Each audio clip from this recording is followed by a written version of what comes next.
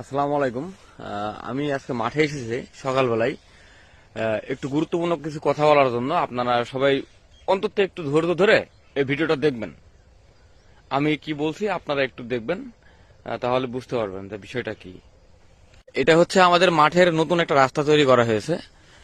এখানে কোনো সরকারি জমি নেই। এটা দুই পক্ষের, দুই পাশে উভয় পক্ষের জমি নিয়ে 4 ফিট করে জমি নিয়ে আমাদের একটা রাস্তা তৈরি করা হয়েছে। হ্যাঁ, রাস্তাটা অনেক দূর, প্রায় 1.5 কিলোমিটার রাস্তা। এখান থেকে অনেকটাই খুব ভালোভাবে চলে এসছে রাস্তায়। মূল প্রবলেম হচ্ছে এইখানে, এই যে জমিটা, এই যে জমি আলো খুঁটি পুঁতে রাখছে এখানে। সে 5 ফিট ছাড়ছে, 5 ফিট ছাড়ার পরে সে খুঁটি দিয়ে দিয়েছে। দেওয়ার কত 4 ফিট, দিয়েছে 5 ফিট। আর এইখানে একটা এদের কিন্তু প্রচুর জমি জায়গা আছে। এদের প্রচুর জমি জায়গা। এরা হচ্ছে রাস্তা দিতে নারাজ, রাস্তা দিতেই চায় না। হ্যাঁ, এটা হচ্ছে আমাদের অলি বড় আব্বার ছেলে, নাম হচ্ছে শাহাদত ভাই।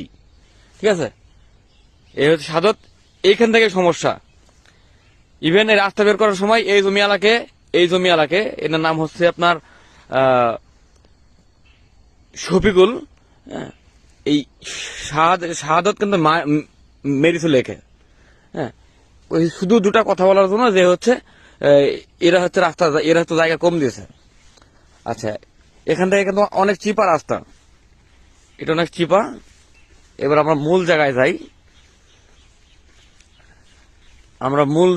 দেখেন, এই যে বাগানটা দেখছেন, এটা হচ্ছে কথিত হজ মেম্বার আমজুবে জর্দার পাড়ার কথিত হজ মেম্বার, তার ছেলে বা তাদের এই জায়গাটা। ঠিক আছে, এই যে ন্যাসর মার্কা লোক একটা, ঠিক আছে, খাসচোর খবিশ একটা।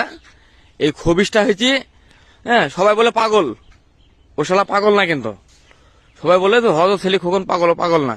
এই যে রাস্তাটা দেখেন, এখান থেকে মাঠের কোনো গাড়ি, কোনো মালামাল পরিবহন করার জন্য কিছু ট্রলি, পাওয়ার টিলার, ছোট মিনি ট্রাক ঢুকতে পারে না। বিশেষ কারণ এই যে 5 ফিটটা দেখছেন সম্পূর্ণটাই এই জমিওয়ালার। এই যে রাস্তাটা দেখছেন সম্পূর্ণই এই ছবিগুলোর রাস্তা। আর এই যে হচ্ছে এই গাছ লাগানো আছে, রাস্তা তৈরি করতে গাছ বাদক আর বাড়ি বাদক দেখাতে কি নেই, তো সব কেটে দিতে হবে, রাস্তা তৈরি করা লাগবে। আচ্ছা,